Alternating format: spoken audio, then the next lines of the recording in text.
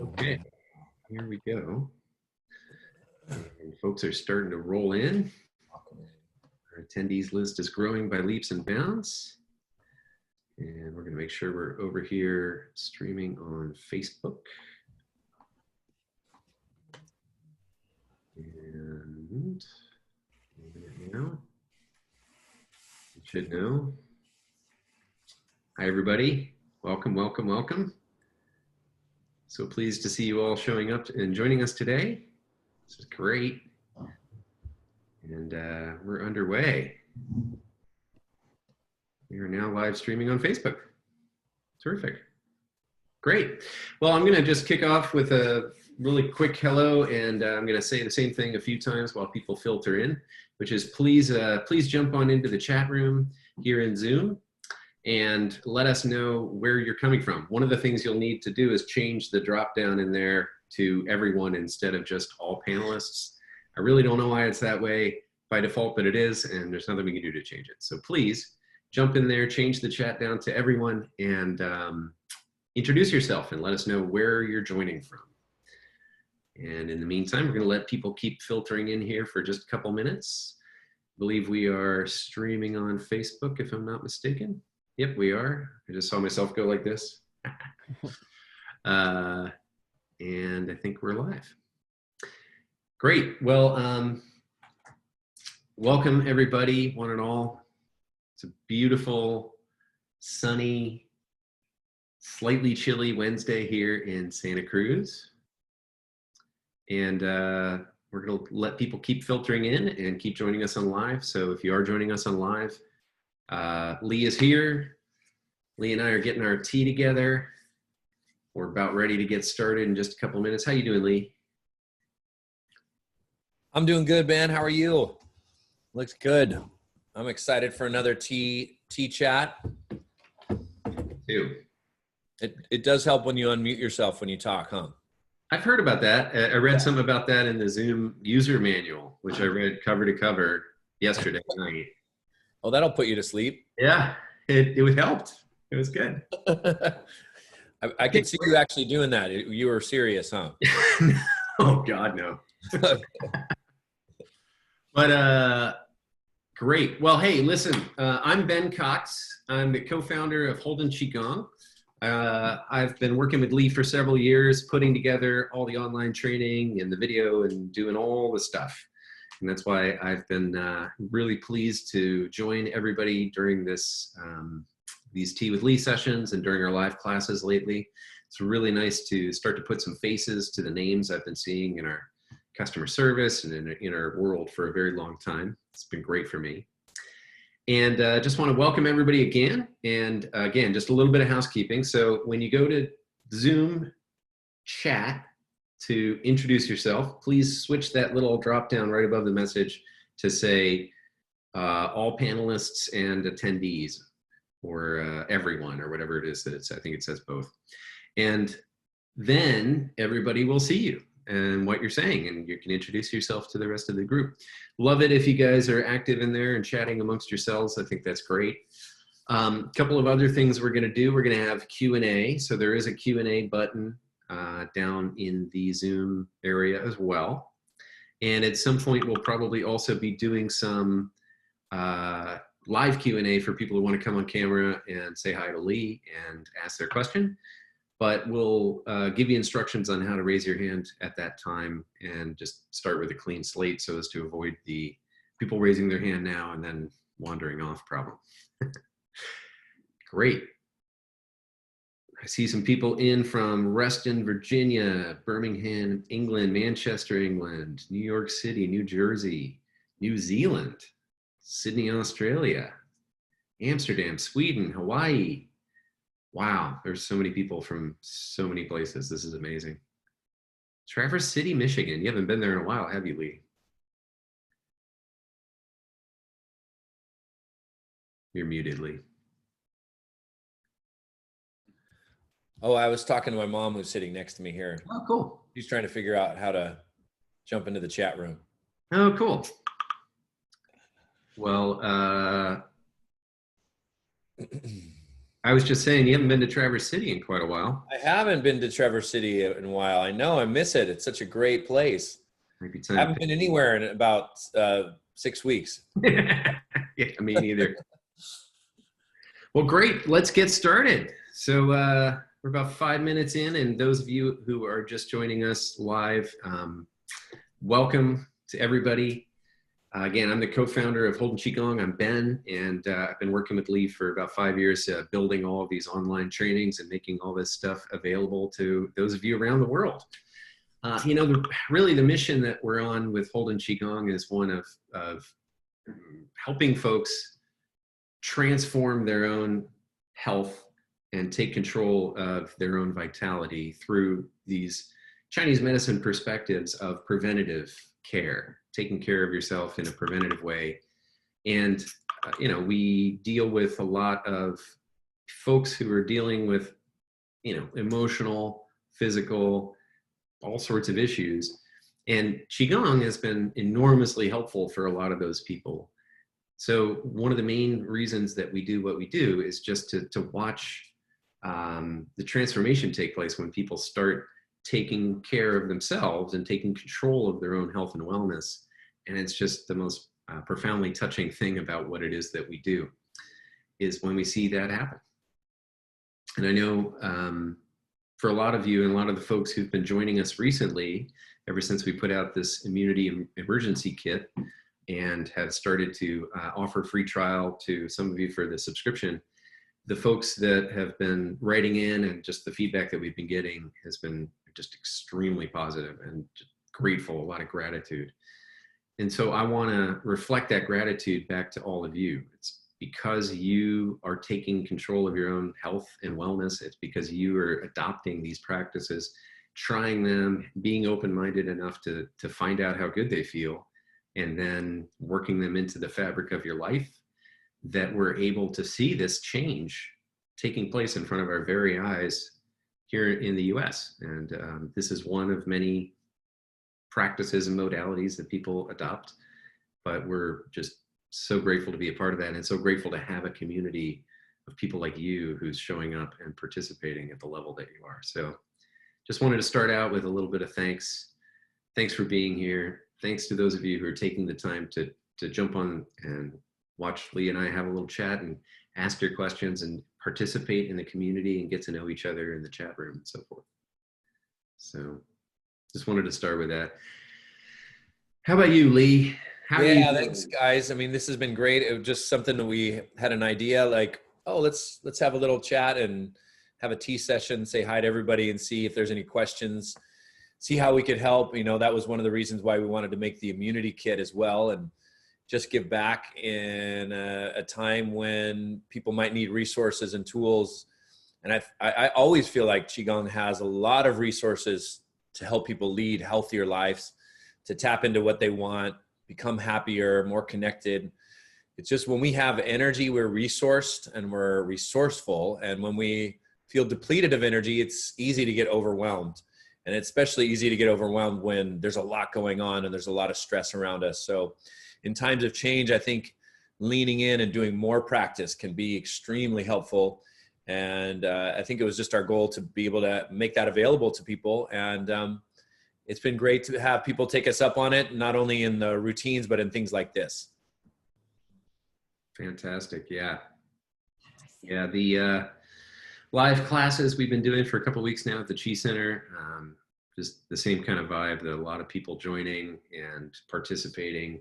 And we've been having these sessions after the class where I'll leave the Zoom room open and people can spend some time getting to know each other and getting some of their logistical questions answered. People really enjoying that.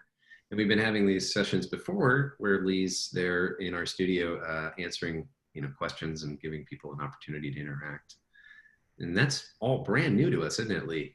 Yeah, it is. It's been really fun. And just congratulations to the team that's working with me to bring the information out, because by being so skilled at the tech side of things, we're able to bring out, now ancient practices, but in this very modern way that's extremely helpful. So bravo, guys. Yeah, I love that you're appreciating the team, and I'd like to pass it along to the team as well. Thanks everybody for all of your help. Our guy Kevin, who's been helping a lot, and Jackson, who's been helping a lot. These guys are manning the videos, and they've been doing it.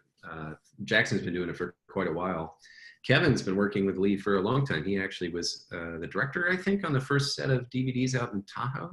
Yeah, he directed, and then even before that, we filmed one in studio that nobody's seen really. It was Tai Chi Qigong for fitness with my mom and Lisa in a little studio, and it was a great shoot. That was in 1996, and Kevin directed that one as well. And so it's nice to have him back on board. And my brother married Kevin's sister, so Kevin is now family. That's beautiful. It's been a beautiful thing to bring Qigong into the family dynamic and have him back working on the team. So was that one back in? Is that the one that was on VHS? That was on VHS in 1997. That's amazing, man. We should pull that out, Ben, and let's put that on the subscription or something. All right, I'd love to. Let's dust it off. Yeah. Well, I'm about to drink some tea, and I noticed some folks in the chat room mentioning what kind of tea they're drinking. So if you're in the chat room, please let us know. Oh, wait, Flavio's saying he wants to replace the tea with a warm Olinda iced tea, or would a cold beer be acceptable? Depending on where you are in the world, huh? Yeah, Flavio, I think at this hour, go ahead, have a beer. There's our Brazilian contingency down there. Yeah, go for it, man. What do you got to lose? it's happy hour for you. Cali tea, chamomile lavender. Yes, please. I want more Tai Chi.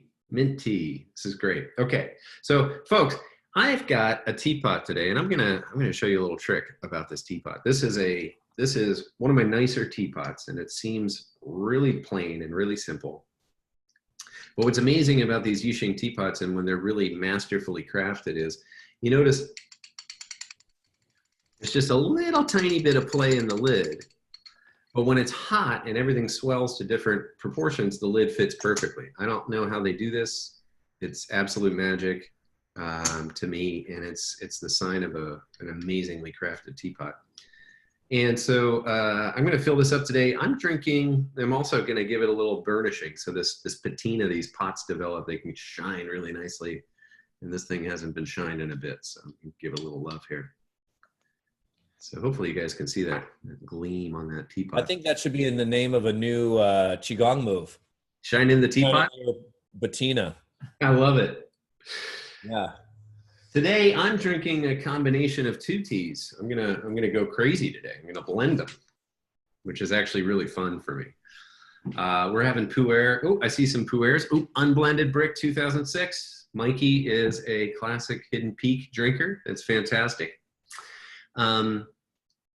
I'm drinking one called Big Snow Essence.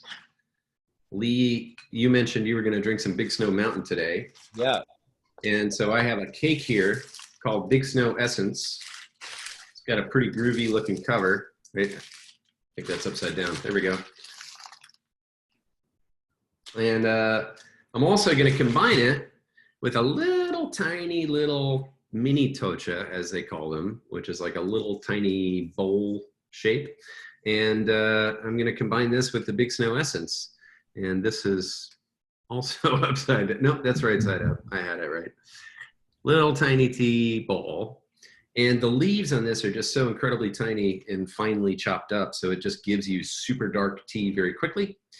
And then the other tea, the bigger cake, is less finely chopped up and sort of gives you what it has to give a little more gradually. So we're going to start just coming out of the gate, swinging for the fences here with my tea today. How about you, Lee? Did you get your tea going? You know, Ben, we didn't even plan this, but I got two teapots working too. I got Unblended here from yesterday. Ah. I got Big Snow Mountain here from today, just starting our session. I wanted a fresh pot. Me too. Yeah. So I just rinsed it, and it has that real earthy flavor, and I'm ready to dig into this one. Ah. Sometimes I do a little ritual. I drink yesterday's tea, and I start with that as a way of letting go of the past. Ooh. I start with a new pot of tea as a way to embrace the present moment. So that's kind of a beautiful thought. Well, let's see. Somebody's talking about Ovaltine, I guess. Somebody's drinking Ovaltine in the chat. That's pretty amazing. That's a pretty high level. It's like an old brick of tea. I love it. I do have a special tea. I have a special teacup today. Ah. And, this is my daughter's favorite teacup, and I'm going to pour a little bit in here, and you can see what it sounds like. Because as you sip hot tea, often you do sip it, but this cup here, and a lot of my favorite cups I've got in antique stores, and this one I got in an antique store too. So when you sip it, it makes a whistle. Which is really cool for the first couple of sips, and then when a 9-year-old does it for about 45 minutes, it's a little bit annoying. So I'm only going to do it for one time, and then I'm going to mute myself. Yeah, I got to get me one of those. That's pretty amazing. I've got some interesting cups, but I don't have anything noisy. Yeah, this one also, when you sip it, the bulldog in the corner cocks his head like this. Like, what the heck is going on there? What are you doing to my ears? Well, that's great. So your tea's about ready to go. I'm going to catch up with you a little bit, and then maybe we can do some sort of we'll do a little meditation ritual and kick things off. Great. We still have folks flowing in. If you're just flowing in now, please introduce yourself in the chat. Let us know where you're coming in from. Let us know what kind of tea you're drinking. But before you do, switch the drop down to say all panelists and attendees, or everyone, or whatever it says. I think it says all panelists and attendees. And yeah, we'll get this going. Lee's about to lead us on a lovely tea meditation as we get our cups of hot beverages going. And it seems like a lot of people are drinking mint tea. Oh, I love mint tea. Yeah, me too. How do you do your mint tea, Lee? I do loose leaf, and then I just steep it in, in a pot or in a little ball that you put the loose leaf tea in straight into hot water. But lately, now this is getting to be a little bit of my alchemy of tea going. I've been putting mint and matcha together and then drinking it out of the South American gourd with the metal straw, but I combine them together and it's a tasty beverage. That sounds awesome. I'd love to try that. South American tea. That's for our Brazilians down there. I got my mate fix when I was in southern Brazil teaching Qigong. Oh, you're saying yerba mate? Yerba mate. That's what I meant. Matcha. Okay, got it. Yeah, I get those mixed up sometimes too. I love matcha. Matcha with the gourd. It's mate, yerba mate, and with a little bit of mint, because sometimes mate is a little strong in the flavor for me. So if you add a little bit of mint, it's easier to drink straight out of the gourd in a kind of a traditional way. But with my American palate, I have to water it down or spice it up a little bit. Yeah, it is a strong flavor and strong energy too, yerba mate. Yeah, it's great. It's another. Only drink it in the morning for the novices because it'll give you a kick in the pants. So are you today? Are you drinking? You said you're drinking Big Snow Mountain. Yeah, drinking Big Snow Mountain. Yesterday's was unblended. Great. Are we ready for a tea meditation? Yeah, why don't you go ahead and get started? I'm still playing catch up over here. Okay. So we're gonna take our hot tea and bring the tea and your awareness to your heart center. And you're gonna make a little circle with your hand. And this little circle symbolizes mixing the tea into your energy field. And then we're going to drop the seed of intention into that combination. So we're going to mix together our tea, our mind's intention with our internal energy. So as you do this, close your eyes, make this little circular motion, little Qigong stirring motion, and think about all the things in your life that you're grateful for. It could have been a moment today, yesterday, this week. And one of the things that we want to do is to just elevate the energy into our hearts to create an elevated emotional state. And this is extremely powerful in creating elevated healing energy in your body. So stir in the things in your life that you're grateful for. And that gives us a shift in our consciousness, because where you put your attention is where energy flows.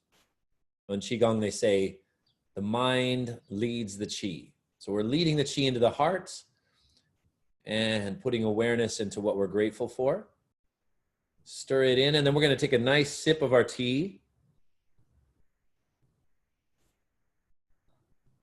And this is where energy and physical form start to blend together, and we digest all of that into our belly center. So the energy of our heart that we're grateful for mixes with the tea and becomes part of our physiology, so that we elevate our energy in our bodies and create a healing effect within our bodies and physiology. And then we create a state of gratefulness and awareness in our minds.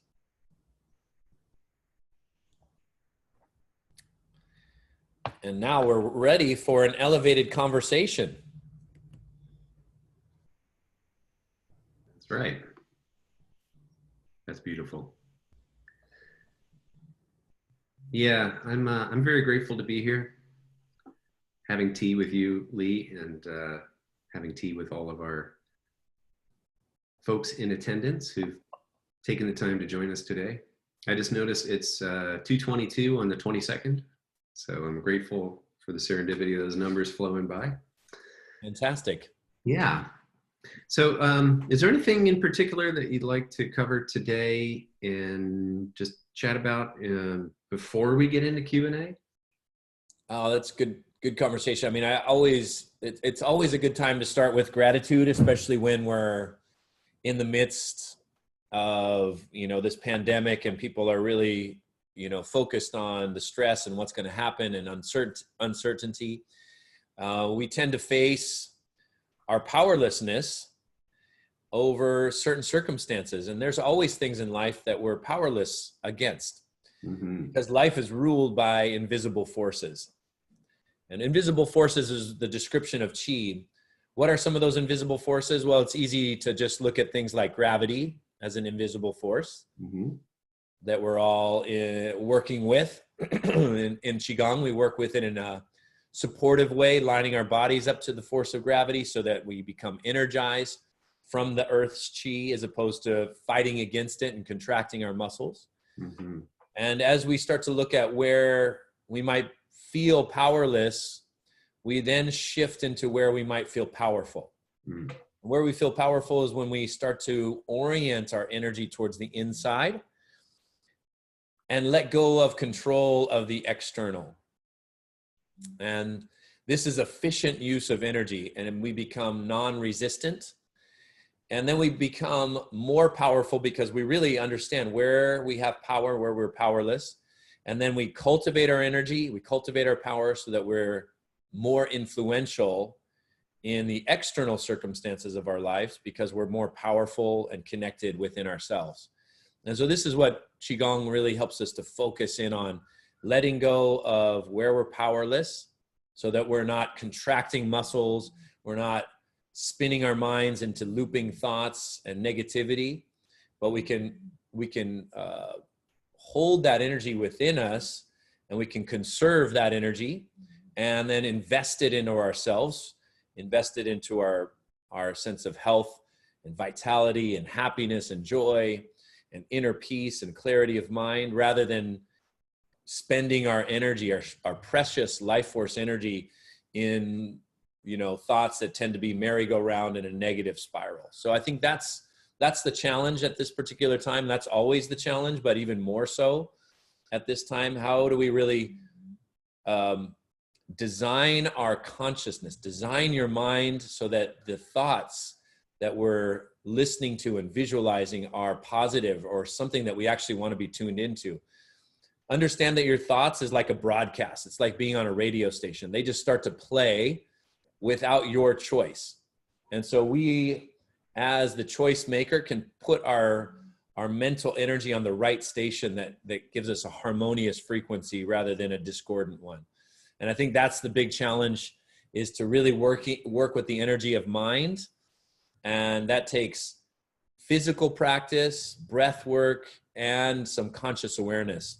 And that's what I've been working on quite a bit in our classes and our workshops, is really helping to design our energy system and design our own consciousness so that we're in an inner space that feels good, even if the outer space and our circumstances might be challenging.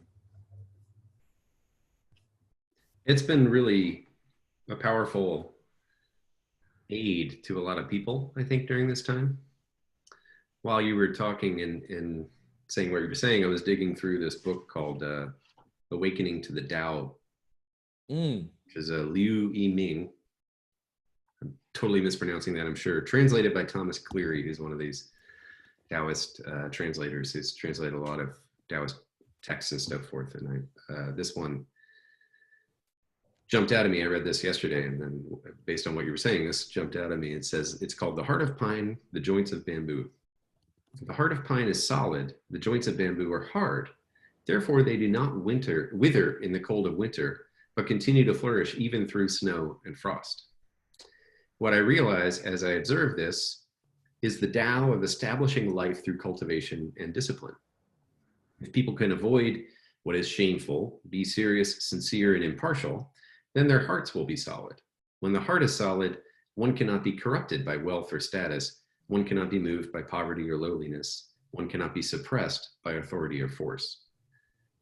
Dealing with events fearlessly, undisturbed by difficulty, the fortunes or misfortunes one may encounter are up to others, while the creation of life is up to oneself.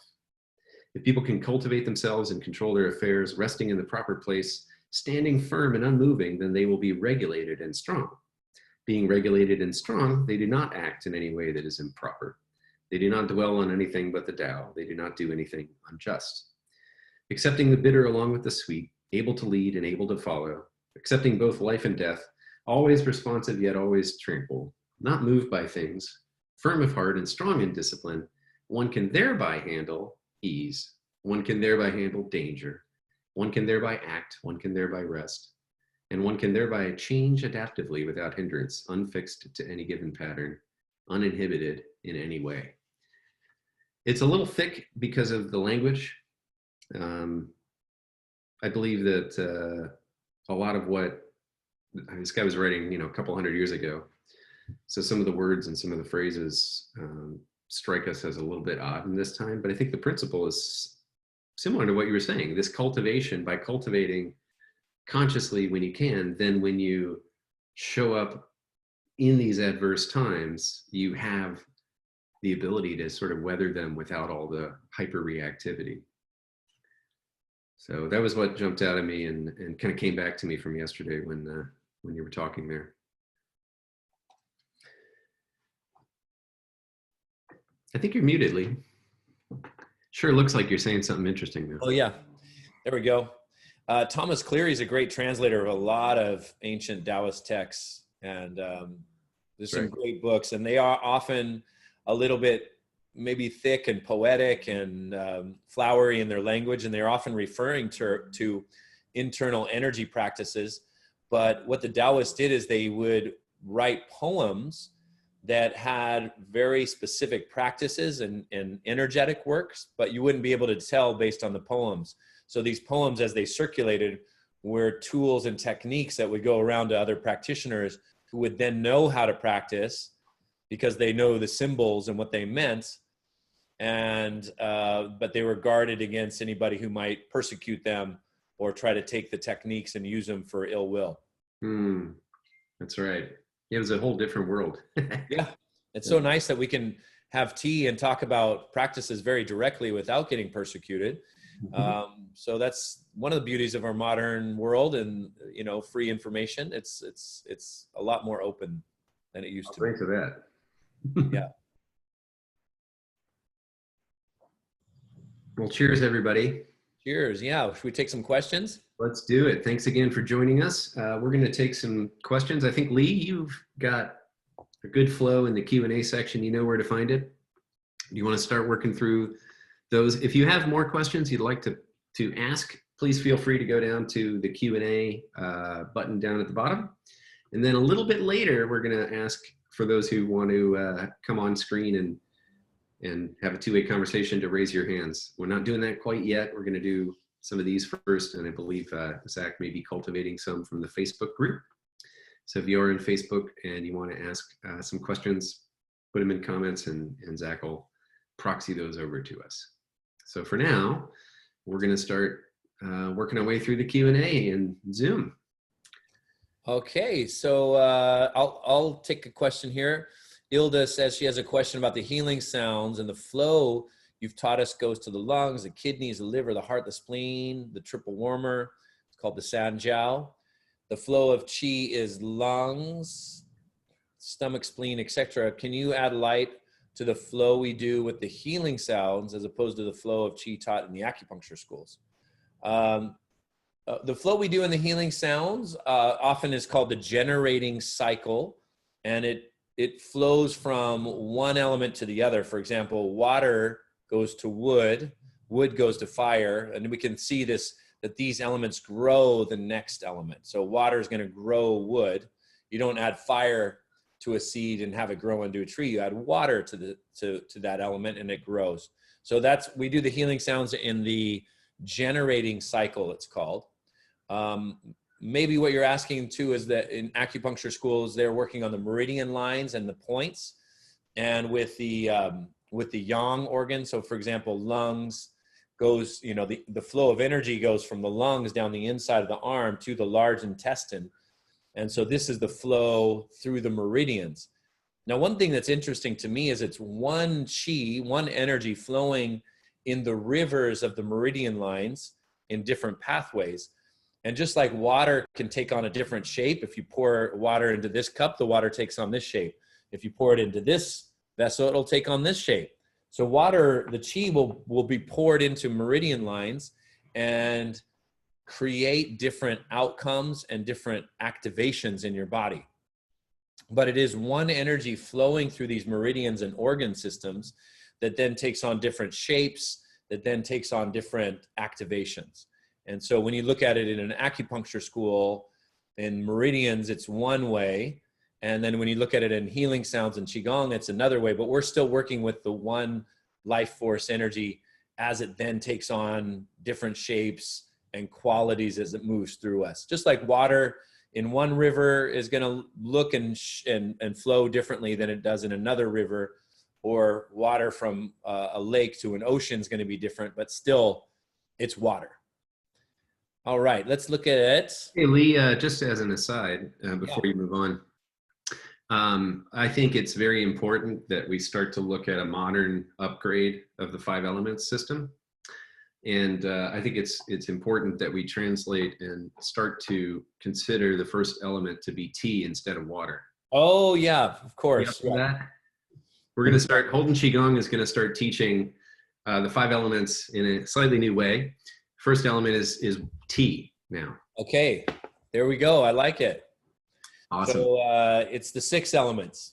Yeah, yeah, there you go. Yeah, Qi Gong. Qi Gong, yeah. I love that, Qi Gong. It's such a great flavor. Another thing is that I totally forgot to mention it, and I think you did too, Lee, is all these people have been letting us know or reminding us or celebrating in the chat room that it's Earth Day today. Oh, of course, yes. Yeah. I was celebrating a whole conversation about this morning and then totally forgot by the time we got on camera here. So I apologize, everybody.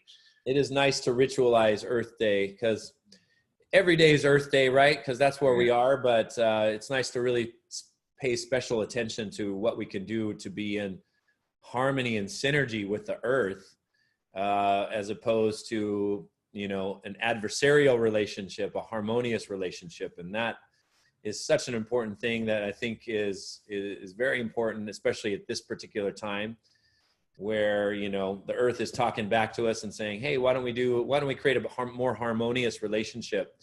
And I really do think that modern technology and ancient practices of being in harmony with the Earth can coincide and create a happier, healthier planet, as well as happier, healthier people. Me too. So that's the intention and the goal. Yeah. Great. Well, maybe at the end we can have a little Earth Day, Earth Harmony sign off.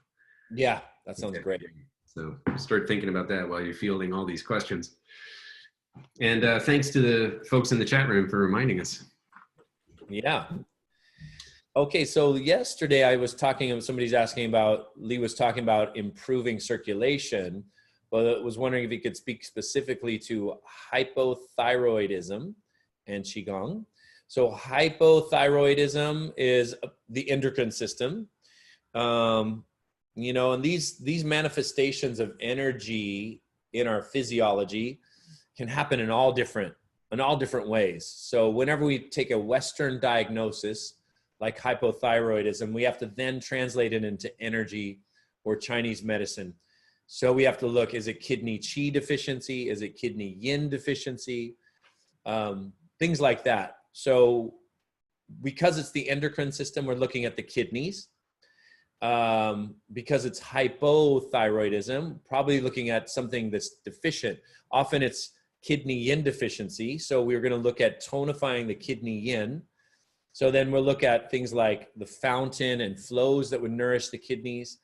Being around large bodies of water and doing a little bit of practice can be very helpful. Putting energy directly on the thyroid, like as a Buddha palm exercise, and sending healing energy and positive intent there can also be very helpful. Mm-hmm. Great. And Claudia, can I use personal pictures of us together on the end of my YouTube video to mention that I'm a Tier 1 instructor?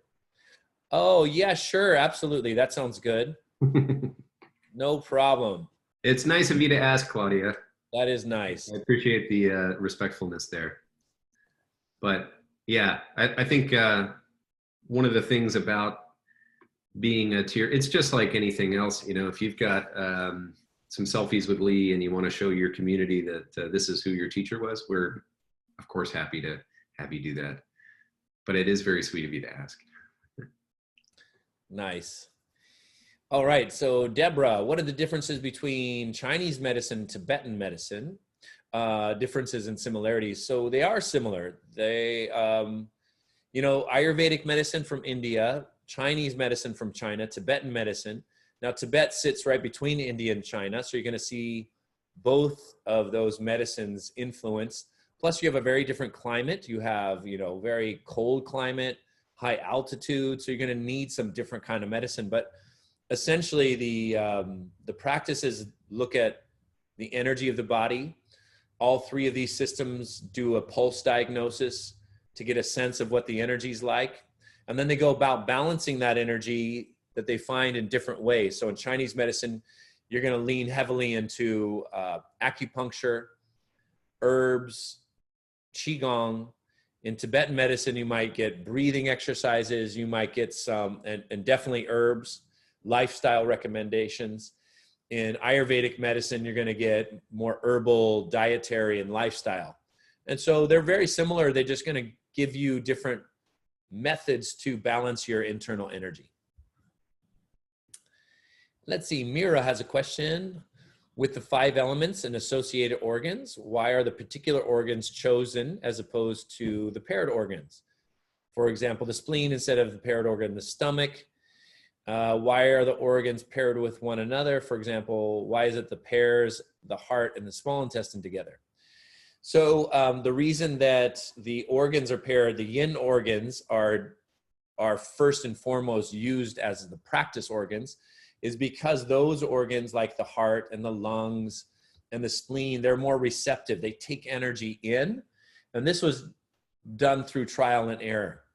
The ancient energetic masters did so by tuning in to their own inner energy. They became scientists, subjective scientists, and then they also worked with each other, and then they also worked with energetically sensitive people so that they could feel and sense something that was across the board that happened to many people. And so that's how they came across, and that's how the system and the science was developed over trial and error, over working with people that are very energetically sensitive, and then mapping out what happened in the body. And then of course there's different styles, and different teachers teach it in different ways. So some teachers do teach a lot more with the yang organs, and a lot of Qigong teachers or Chinese medicine teach mainly with those yin organs. For example, the heart is the fire element. When you look at the small intestine is digestive fire. And so you look at the elements and see where it's collaborative in those organs. If you want more explanation, you know, there's a deeper dive. There's 4 years of Chinese medicine school that people go into to dive into these topics more. So a good book is Between Heaven and Earth. And that gives you kind of the basics of the elements and these paired organs and their relationships. Hey, Lee. Yeah. By the way, I am going to also mention, Zach has been putting some links into the Zoom chat, but Zoom, in its all the security flack they've been getting recently, they've made it so you can't really click on the links in there. So those of you, we're trying to make very short links. That's makes it easy for you to potentially type them in. But we're also going to share, when we post the replay of this within a couple of days, we're going to share those links there as well in the email that goes out about the replay. So for those of you who can't catch them as they whiz by or what have you, don't worry about it, but do remember to go look for them in the replay email. So it's just a little moment of housekeeping there. Yeah, that's great. Oh, another question's coming up. Between Heaven and Earth, who is the author of that? Harriet Benfield. Right. Yeah.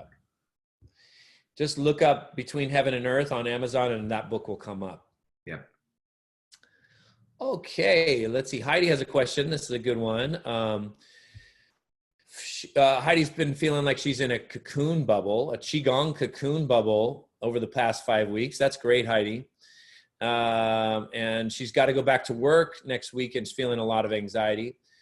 She wants to do this in a very different way, not allow myself to get too busy, feel the pressure.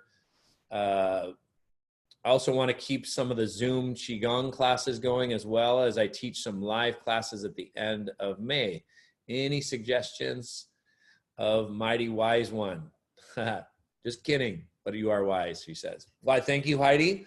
Okay, so we're transitioning. So when we go back into the real world, sometimes I feel like this is like game time. Like you go and you do your Qigong practice and it's nice and it's easy. It's easy to stay balanced and feel centered and feel a lot of energy. Then we go back into the real world and we get all off balance and stressed out. Then we come back to the Qigong, and the real practice and challenge is to integrate the two. How do we stay calm, relaxed, and centered even in difficult circumstances and situations? How do we maintain our sense of poise and grace and flow even going back to work? So one of the main things to do is have consistent practices, knowing that, you know, as we go back into the real world, we do get thrown off balance. We do get stressed out, and that is just fine. And we come back to our practice, we clear it out, we come back to our center and we let it go. And then we see and challenge yourself to just see, can I stay relaxed and stress-free? How much of my day can I do that? And when can I take a deep breath and slow down and get clarity of mind? And when can I not be so quick to react and really come from my center? And those are just questions that you can really integrate into your Qi living and Qi practices.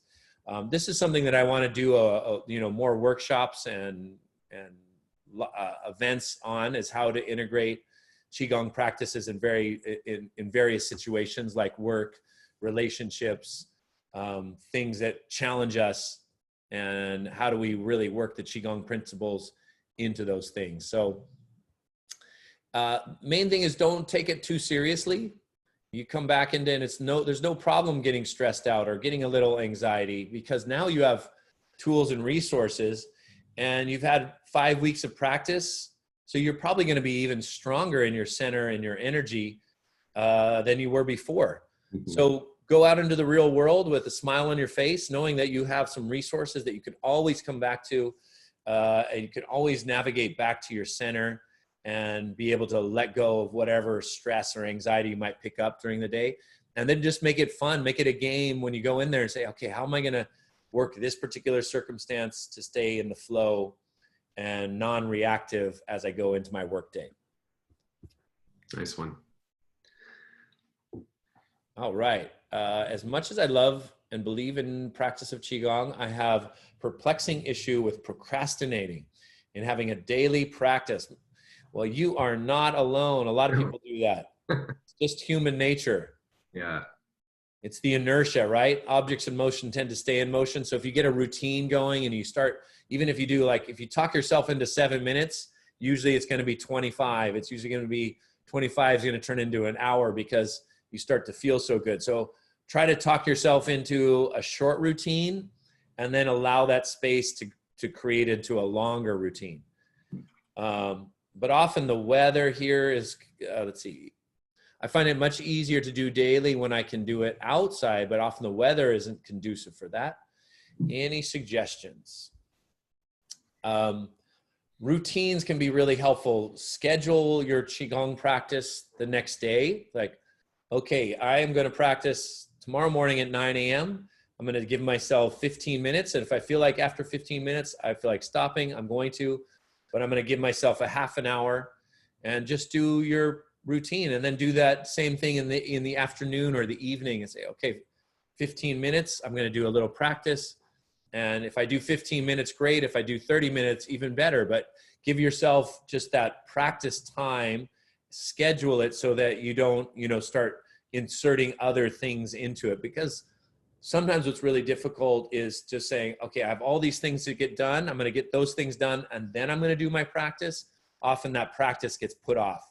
Do your practice first and then do everything else second, because when you're energized and clear and in the flow from your practice, you're more efficient as you go through your day. That's great advice. And I think also, the reason we made that 30-day challenge of 7-minute routines is that there's this recognition that often it can be hard to get the practice established into a daily rhythm. And as you say, if you just plan to do 7 minutes, often it'll turn into 15 or 20, because once you've carved out a few minutes, it may by itself, you may find you're motivated. For me, it was always a thing, like when I was a kid, of starting to do homework was egregious and I couldn't bring myself to do it. But then if I sat down and started doing the homework, I actually kind of enjoyed it. Like most of the time, I enjoyed solving those problems or reading that book or whatever it was. It's just the actual, like, stopping whatever else I thought I was doing at the time to start was the challenging thing. So by making it so small that you don't have this like, oh, I got to do an hour, I got to do whatever. By making it so small that you're just like, yeah, okay, fine. I can, do 7 minutes, no big deal. I can always find 10 minutes to squeeze into a day somewhere. Then it gets you over that starting hump. And if that's too big, do 3. Do 1 exercise, do shaking, do spinal cord breathing, do a thing that gets you started and shift it into that mode and just kind of commit. And so it's like, take it smaller and smaller until you find that you're keeping your commitment to yourself, and it'll grow from there just by itself. So it's a little extra. Yeah, that's good. Input. All right. Okay, let's see. We got some more good questions happening. Often we get very cold when I do Qigong. Any thoughts on this? I think getting cold, it just means there's cold energy in the system. As you do your practice, sometimes it starts to clear. Cold is a sign that maybe there's deficiency, so we want to increase your energy and we want to improve circulation. Yesterday's class, we did a lot on improving circulation. So if you're on the subscription, practice yesterday's class, we did 3 specific routines for that, or 3 specific movements. One was igniting inner fire. And if you just press your hands together firmly and go back and forth, this activates the heart meridian. And that heart meridian is the fire element, and it should warm you up. Okay, let's see. Somebody gets pinched nerve in their neck, and when the nerve is pinched, often doing Qigong can make it worse. And so that's why often I say in Qigong, no pain, no pain, because when stuff starts to hurt, we want to back off of it. We want to do movements that increase circulation and energy to particular areas, but we don't want it to irritate that particular tissue. So when your nerve is pinched and there's inflammation, spend more time doing flows and relaxing movements rather than, the strong stretches. If you're going to do some stretches, find the place where it doesn't hurt at all and just move very slowly into the stretch with your breathing. So wherever there's pain, back off of it, modify, or just skip certain exercises until that inflammation goes down. For neck pain, this point right here is very good. You just squeeze right between the first and second knuckle on the top of the hand, press in there, take a few deep breaths, and that's a great acupressure point for relieving neck pain.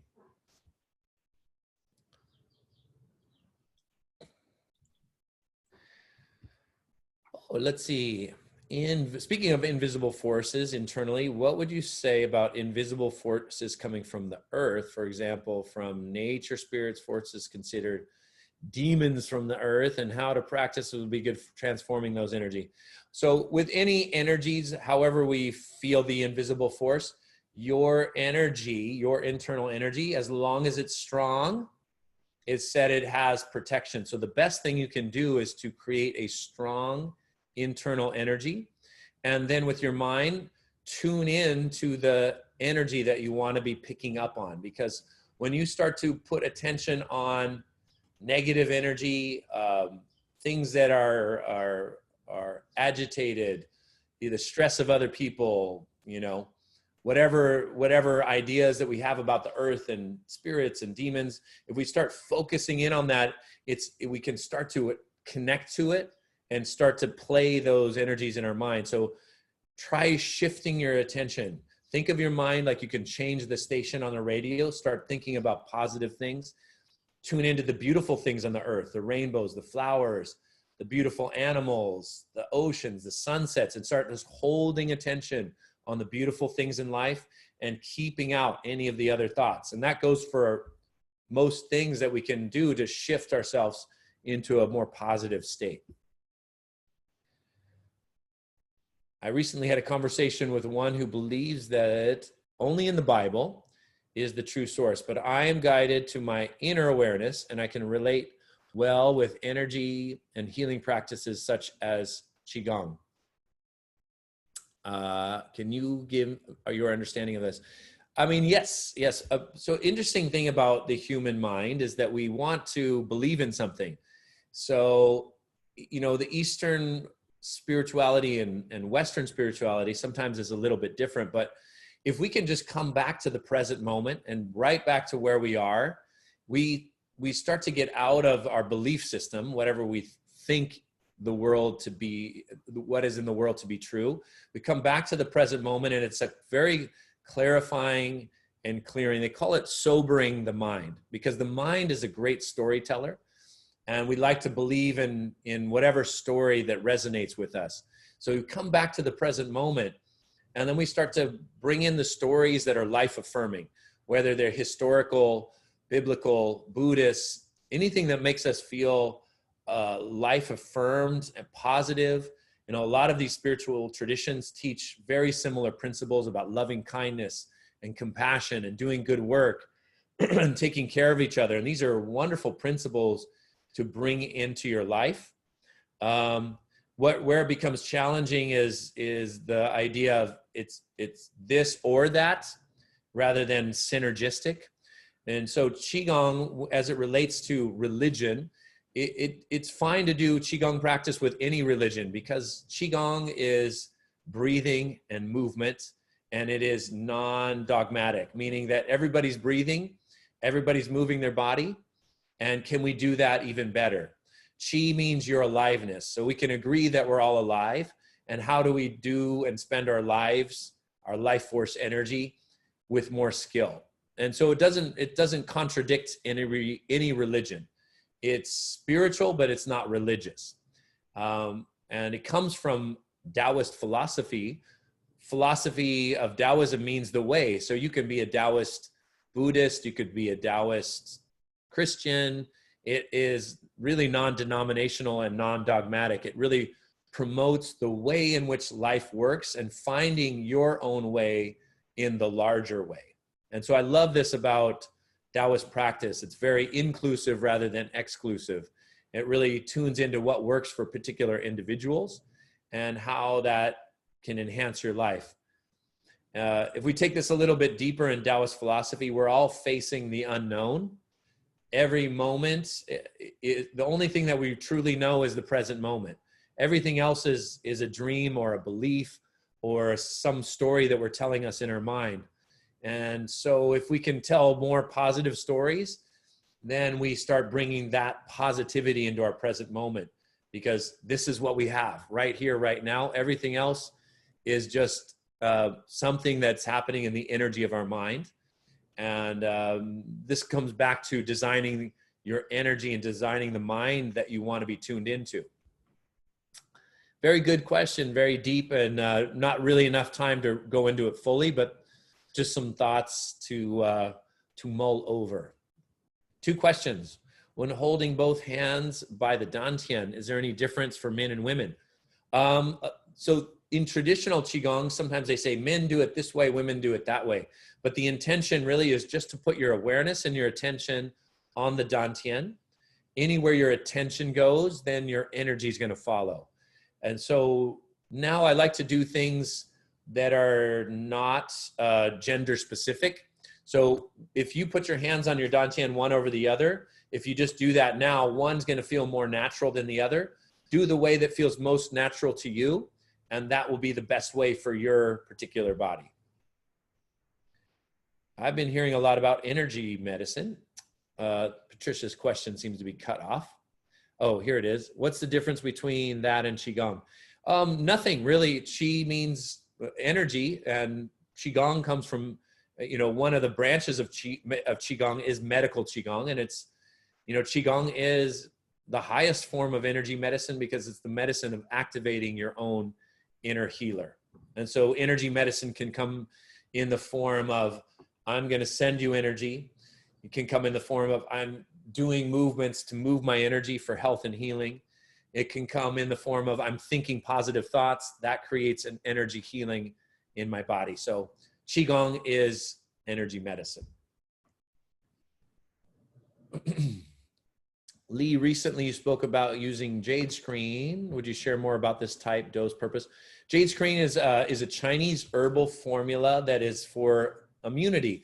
It's often taken early in the fall as a way to strengthen your body and to prevent colds. And so you can just take jade screen as an immune enhancer. It's a simple formula. If you wanted something more complex and more in alignment with you, then you just ask your Chinese medicine doctor. But just, there's all different kinds of jade screen. So depending on the company that you use, just follow the dose that's on the bottle. Now with jade screen, if you get sick, then that's not the right formula. You're going to want to switch formulas to, yin chow or gan mao ling or something different. But preventatively, jade screen is great, and just follow the dose on the bottle. My TCM doctor says I always have weak kidneys by doing the pulse diagnosis. He said the wrist measurements. I'm taking herbs to help remedy this. Can I do something with Tai Chi or Qigong to boost the kidneys? Yes, absolutely. Do the kidney movements, the fountain and Zen circles. All Qigong is so good for your kidneys because it's slow and it's flowing. Kidneys are the water element.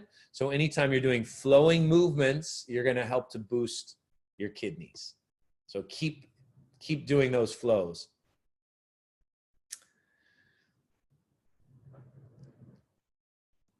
Lee, there's one up at the top. I'm going to go ahead and field this one. It says, I'm recovering from some inner ear issues. What routines or specific Qigong movements would you recommend for better balance? The reason I'm going to go ahead and field this one is because I'm going to let you all in on a secret that in the next 2 to 3 weeks, we're going to be releasing a few new healing series programs, including one called Qigong for Better Balance. So there you have it. It's I the was first year. working on that this morning with Todd.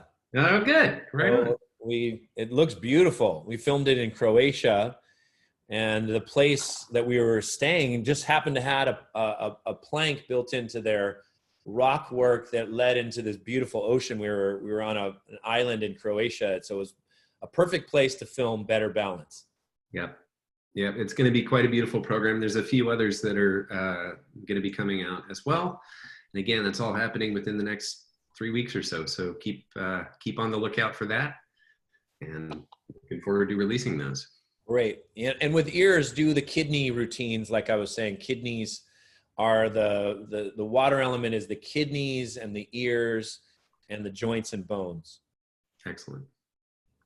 Somebody was tired after class yesterday and didn't expect a headache and deep fatigue as a reaction. How do I recover such a reaction from a demanding class? I had to stop and sit and rest before the class ended. So Wendy, class yesterday was a strong class. It was a little bit more intermediate. We've been getting some requests to have more advanced and intermediate classes. So that was one of them yesterday.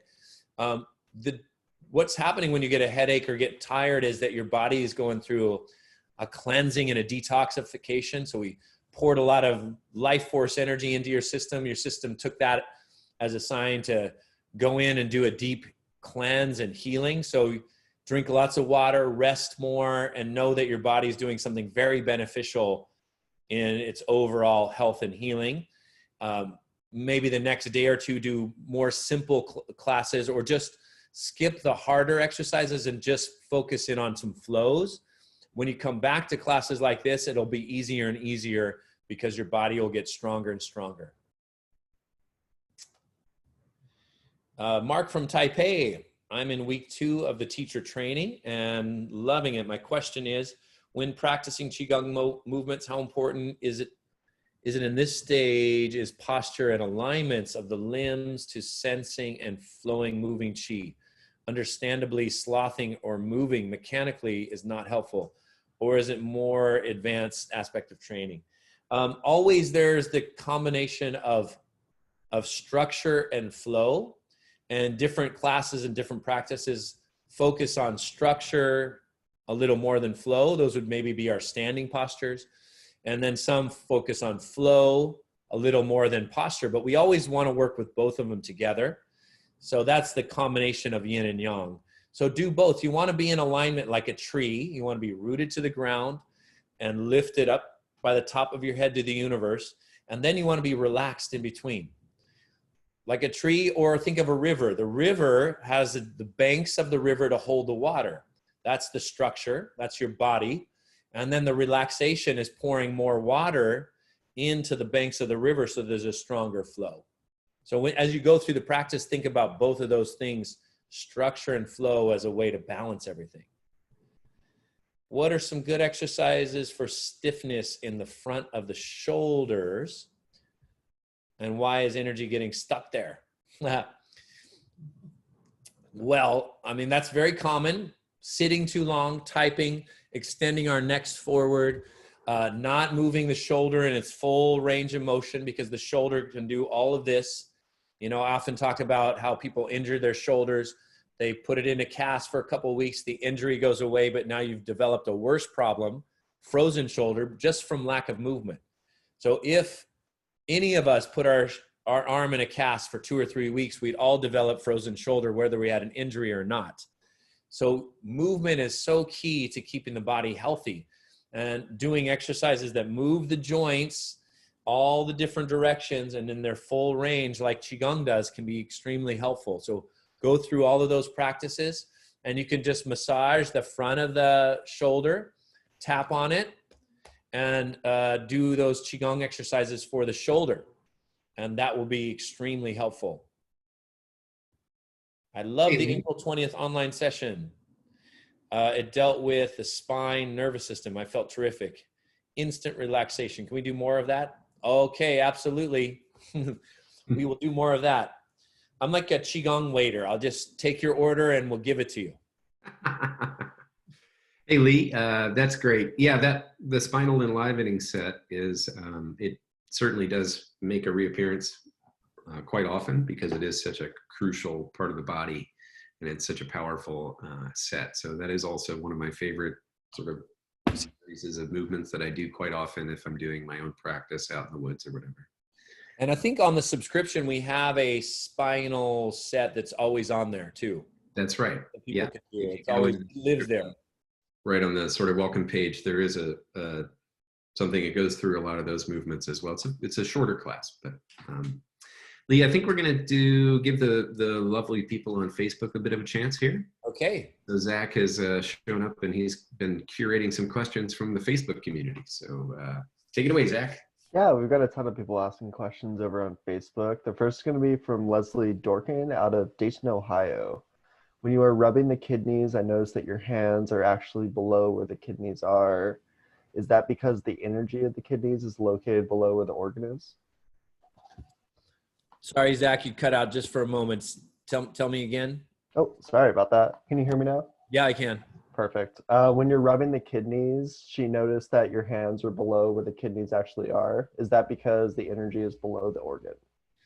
It is because the energy is also below the organ, and it's very hard to get your hands high enough without creating any shoulder discomfort. So if you can rub higher, that's just fine. And if not, rub below and the energy in that area. For example, the back gate of the kidneys is next to the door of life. And that's the entry point where qi will flow to the kidneys. Yeah, that makes sense. We've got another question coming in from Jap Eagle out of Toronto, Canada. Are sinus blockages and allergies associated to any particular 5-element movements? Any particular movements for the 5 elements? Yes. What was the first part? Are sinus blockages or allergies sinus associated? blockages. Our sinus blockage, that's part of the lungs and the respiratory system. So work on the lungs, the lung healing sound, the lung flows are really good for the sinuses. And then massage these points right next to the nose. And as you circle here, breathe in and out through the nose. And one good thing to help with the sinuses is to take like a walk vigorously, but only breathe through your nose. Don't do mouth breathing, and that will start to open the sinuses. Nice. Yeah. And we have another one from Pamela Kier. Could you please speak about arthritis? I'm signed up for the upcoming seniors workshop, so maybe you'll cover it there. I will cover it there. So arthritis, inflammation in the joints. In Chinese medicine is qi stagnation. So when the qi gets stagnant in the joints, it causes pain or inflammation. So we'll be doing things that will help to circulate the energy in the joints of the body. Yeah, well, everyone's looking forward to that. And Wendy's asking about how to interpret Parkinson's disease using ancient Eastern techniques. Yeah, there's been some great results with acupuncture and Qigong with folks with Parkinson's. Slow, mindful movements seem to be extremely helpful. Just slow breathing, inhale and exhale. One I particularly like is turning the wheel, where we're moving the energy up and down, and that helps to bring a lot of energy in the spine, nervous system, and the brain. Mm-hmm.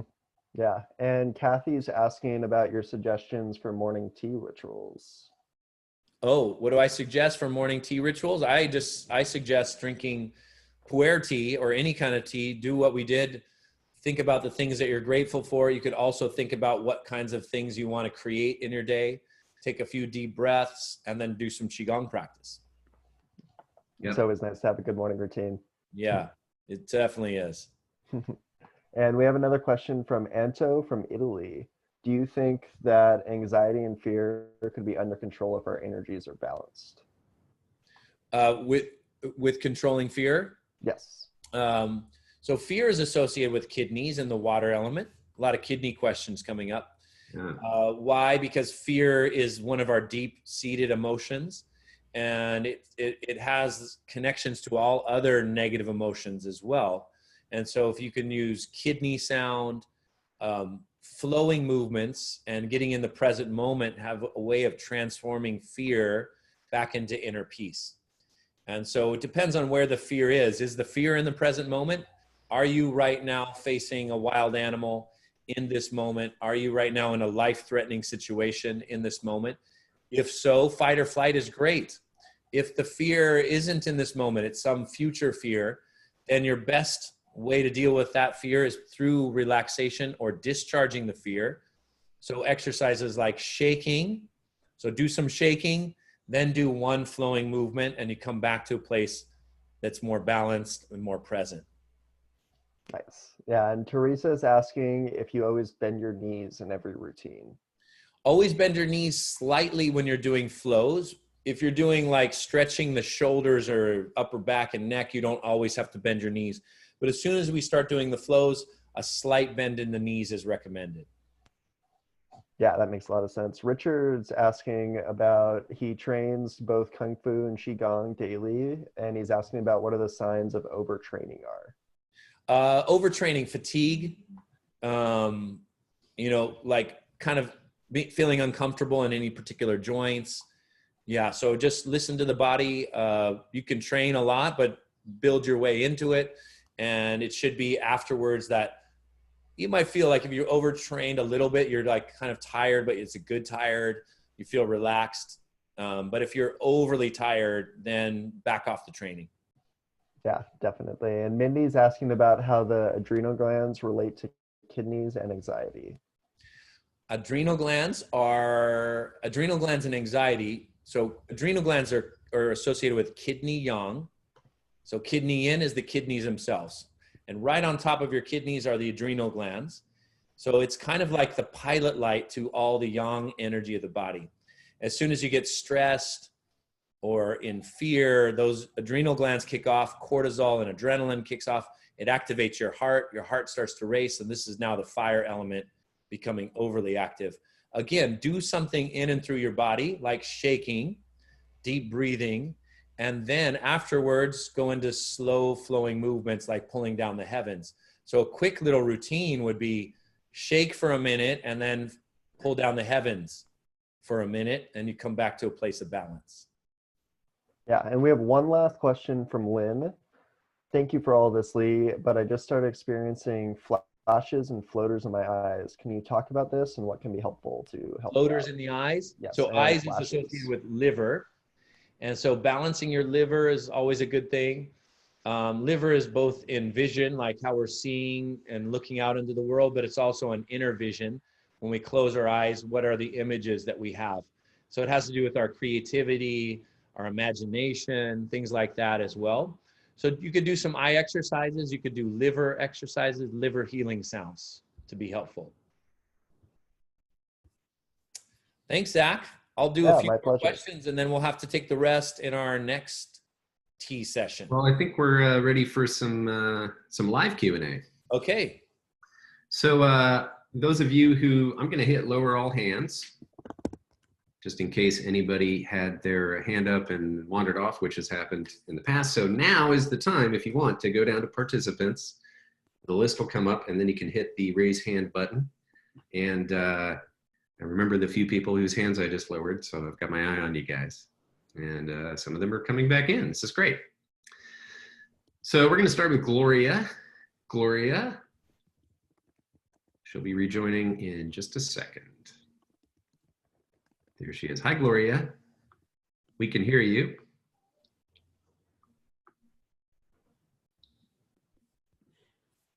Well, I thought we could. There we go. Hi, Gloria. Hi, can you hear me? Yeah. Hi, Lee. Hey there, Gloria. Uh-oh, Gloria froze. She did. She's in frozen posture. How does she go? Can you see? Yeah. Crap. Gloria, you're pretty choppy, but if you turn off your Okay. camera, we'll probably get your audio pretty clean. I'm sorry. It was. Hold on. Okay, Gloria, I stopped your video. I think your bandwidth is good enough to get audio, but your video was a little bit choppy. Oh, okay. All right. So I had a question. Ever since quarantine, I mean, I was teaching like 15 classes, yoga, and like 4 or 5 classes of Qigong a week. And so my husband manager told me I have to do live stream YouTube. And I was completely not ready for it. But I'm doing it, and it's working out pretty good for the yoga. My question is with the Qigong, because he doesn't understand why I won't do Qigong. And I felt like, is your Qigong like, is it like proprietary? Like, are we not allowed to show the 5 element, 3 treasures stuff? Because well, Gloria, you're a Qigong teacher, so yes, you can show that for sure. That's, yeah, please, that's in your skill set to teach, and you can just, you know, tell students, hey, this is a Qigong practice I learned from Lee Holden, and here's what I like about it, and here's what really works for me, and here's the 5 elements, and go ahead and show everybody. People need it. People need it. I know they need it. Okay, because I was wondering, because right now I'm doing it through kind of like a Zoom twice a week. And it's like a 1-hour thing, and they have to, like, they pay me for it. But then I'm wondering if I show it on YouTube for free, like, would it devalue your Qigong? You know what I mean? Right. Yeah, you know, Gloria, there are a lot of teachers out there with a lot of systems that are very focused on keeping them from getting out of their control.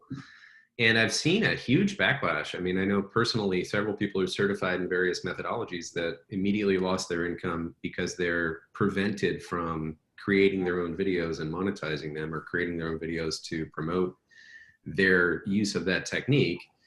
We have a different mission. Our mission is not to become the richest people in the world or anything like that. Our mission is to get this work out there as far as we can. And what we ask is that, you know, as Lee said, please mention our name. Please mention the methodology that you teach is Holden Qigong, so that other people who also want to, you know, light other people's candles, as we say, know to come here to find the teacher trainings and so forth to become certified as well. So that's really what we ask. And we made a very strong business decision not to try to like hold on to everything. And it just doesn't feel like it's in flow with our mission or with the principles of Taoism, or, you know, any of the things that we based our lives around.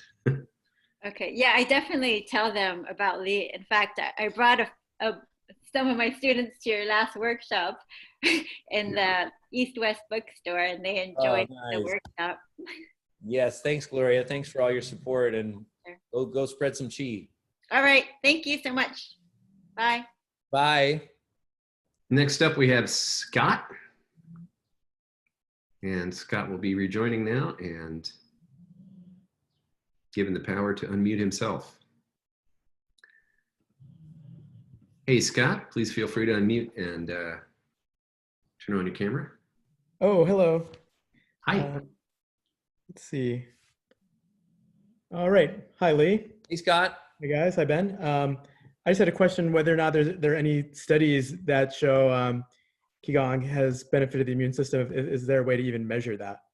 Yeah, there are. In Ken Cohen's book, The Way of Qigong, he talks about the studies on the immune system and how the immune markers go way up from practicing Qigong, whether it's white blood cell count, things like that. We can also study the immune system as it relates to stress. So as stress levels increase, immune function goes down, and vice versa. When stress levels go down, immune function goes up. So you can see anything that is helpful in clearing stress and strengthening your body is beneficial to the immune system. Even, in fact, the immune system goes up. Like, they study people that have fallen in love, and they see the immune function goes up just by falling in love. So Qigong is, in a sense, you're falling in love with life and life force energy, so your immune system is going to benefit. But if you want the study specifically, look at Ken Cohen's book, The Way of Qigong, and it's in there. Well, and there's newer science out as well. So as you know, one of the main problems with studies on this stuff is that the American and Western system is mistrustful of Chinese science, but won't fund American science because none of this stuff is patentable. So we've sort of taken a position of like, hey, you know, we can take control of our own health and our own wellness, and this is what we offer, you know, the teachings of how to do. But none of this stuff is patentable. And so it's very difficult to get funding for the science. But there are scientific studies done in National Health Service and National Institutes of Health here, but National Health Service in the UK, for example, that start to show, as Lee said, newer stuff around immune system cells and the things like the plasma levels of T cells and B cells. And some of these things that we're starting to understand the immune system better and the different types of lymphocytes that are part of the bloodstream that make up the immune system. And so there is newer science starting to emerge as well, thankfully. Another thing you can look for is Dr. Roger Yonka, who's another Tai Chi and Qigong teacher.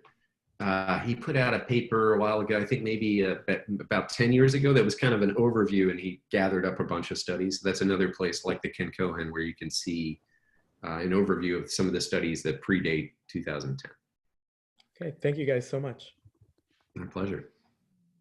All right, next up, we have Teddy Gardner. Teddy will be coming back in momentarily. Hey, Teddy, you should be able to unmute, turn on your camera, and say hi. Mute. Beautiful. Great. Let's see. There you are. Okay. Hey, Lee. Let's see. I can. Hi, Teddy.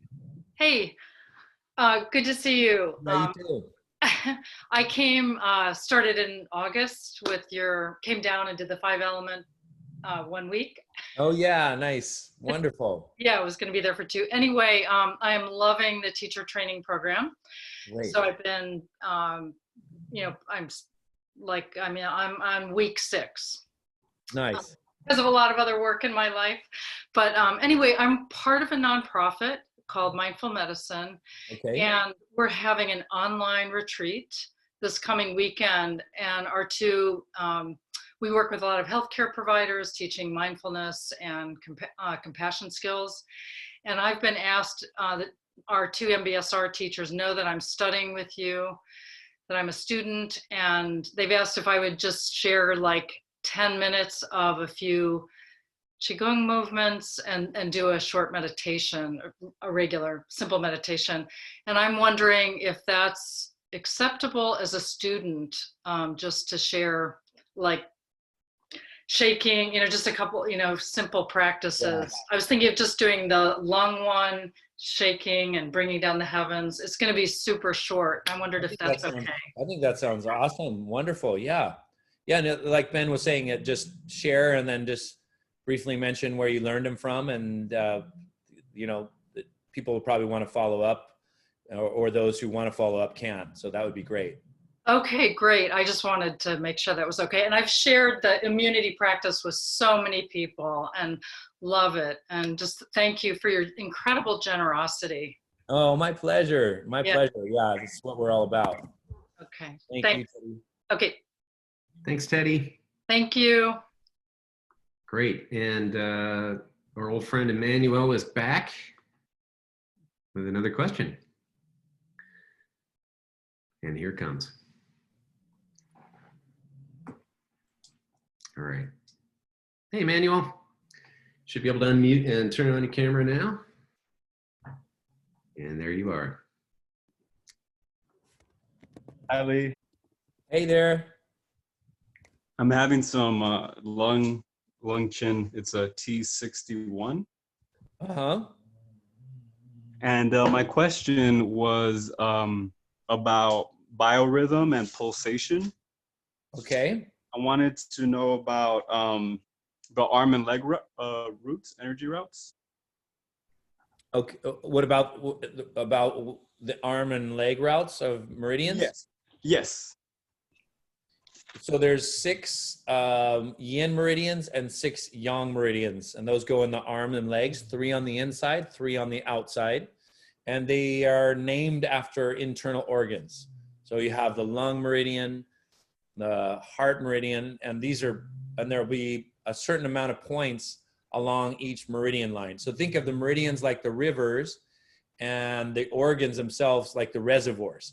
And so the reservoirs and the rivers flow into one another, helping to create balance and harmony in our bodies. And these energies, these rivers then feed energy to the physiology, into all the different systems of the body, like the cardiovascular system and the respiratory system. But foundationally and kind of behind the scenes, like the wires and the walls, is the meridian system. What are the reservoirs? The organs themselves. The organs themselves. And then how do the seasons affect our biorhythm? Like right now we're going. Seasons are related to different elements. So the fall is connected to the lungs, which would then be the lung meridian. Kidneys are the winter, liver is spring, heart is summer, and the spleen is Indian summer. Thank you, Lee. Thank you. Yeah, you're Ben. welcome. Hi, Emmanuel. Nice to see you again. Bye. Oh, I cut him off. Oops. Sorry, Emmanuel. And now we have Juliana. And Juliana will be, there you are, Juliana. I think you can unmute and turn on your camera and say hi. Hello. Hello, Juliana. Thank you so much for answering my question, which is, I study neurobiology of various mental health conditions. And I'm just curious as to what we know about what's going on in the brain. Yeah, I just read your question in the Q&A too. Yeah, Yeah, I think it's fascinating. Brainwave studies, some EEG studies that showed some changes. So thank you. Yeah, I think it's fascinating. I think there needs to be more research on what happens in the brain waves as we're doing Qigong. I know Joe Dispenza has done a lot of research on brain waves and meditation, and his meditation is very similar to, let's say, the microcosmic orbit, or moving Qi up through the back channels into the pituitary gland and pineal gland, which is called the crystal room in Chinese medicine. So these glands were referred to in a particular way in ancient China. What's fascinating about that is that the pineal gland has crystals in it. And they didn't know that, even though they called it this crystal room. Wow. And that these crystals are piezoelectric, meaning when you put pressure on them, they get charged up. So when you breathe or you hold your breath or you draw energy up, these crystals then get charged up, shift the brain waves, and create all kinds of very interesting brainwave physiological shifts and changes. Wow. So you'll see with deep meditation on flow movements that the brain waves change, and they go from an interesting state where you're alert but also relaxed at the same time. So you have both an increase in beta and theta, which is interesting because you're alert and you're relaxed. I know Mantak Chia, they hooked him up to a lot of brainwave machines and had him do meditations and movements and stuff like that, and they had some fascinating results. So I think if you type in Mantak Chia and brainwave studies, you'll find it online. Okay, wonderful. Thank you so much. It's fascinating. Yeah. Thank you. Yeah, that stuff really is fascinating. What's so fascinating to me about what we've been going through, and as science has been showing up and as we've been able to start to understand these structures, so fascinating to me how much of the ancient wisdom was spot on, and spot on in a more literal way, because we all took it as somewhat metaphorical, like the crystal room, for example. It's like, nope, turns out it's literally crystals. Crystals, yeah, I know, right? Crystal room. Like, what? How could they have known that? Yeah. Another one is what do they call it? Biophotonics. So the studies show that every cell in the body knows where it lived. At least they think the reason for this function is that it knows where it lives in relation to the other cells in three-dimensional space. Every single cell in the body emits photons and has receptors for photons, and photons are light. So it turns out that there is a light body, literally, and when they take high-level meditators and practitioners and put them in these machines that measure this biophotonic activity, it goes off the charts. So it's not a metaphorical light body, it's a literal light body. I mean, the stuff we're able to study now and going to be in the next 20, 30 years, it's just it's astounding how often it just comes along and says, yep, they were not only metaphorically right, but literally right. So it's a fascinating time to be alive, watching these things meet each other. Yeah. I love it. Great. Yeah, it's been great, guys. We're going to do it again, right, Ben? That's right. Yeah, we'll keep these flowing. Thanks so much, everybody, for joining us. It's time for us to go. And it's been really nice hanging out with everybody again. Yeah. So grateful that everybody's showing up and participating, and our community's getting more tight-knit through this coronavirus craziness. Keep stirring your gratitude into your energy field. We'll do the same, and we'll meet in our next group energy vortex. Do we have a brief Earth Day? Yeah, I mean, I think that sounds good. I think you can, if you just put your feet on the floor and feel the earth underneath you, recognize that the earth is a source of energy. And the amazing thing with the earth is that it's transformative. It takes your negative and turns to positive. So anytime you let go of old energy, it's like composting. It's like recycling. So when you think of any stress or agitation in your body, if you just hold your hands like this at your sides down to the earth and just send that energy down to the earth, imagine that it goes into the earth and becomes compost. And then from that, a beautiful garden. You can even just visualize flowers growing from that. So it's like you're letting go of your stress, but the earth receives it as positive energy and gives you back a garden or flowers or trees. So this is how the earth works, as synergistic to our energy. So if you just hold that in your mind, take a few deep breaths, knowing that you're in a harmonious relationship to the earth, and that we could utilize the earth energy and create collaboration with the earth. And we start a new way of working with the earth and just celebrating the earth's energy by occasionally going outside in nature and being barefoot on the ground. Mm-hmm. There we go. That's my favorite place to practice Qigong too. So. Yeah, absolutely. Perfect. All right. Thanks, Lee. Thanks, everyone. Thanks, everybody. See you all next time. And take care.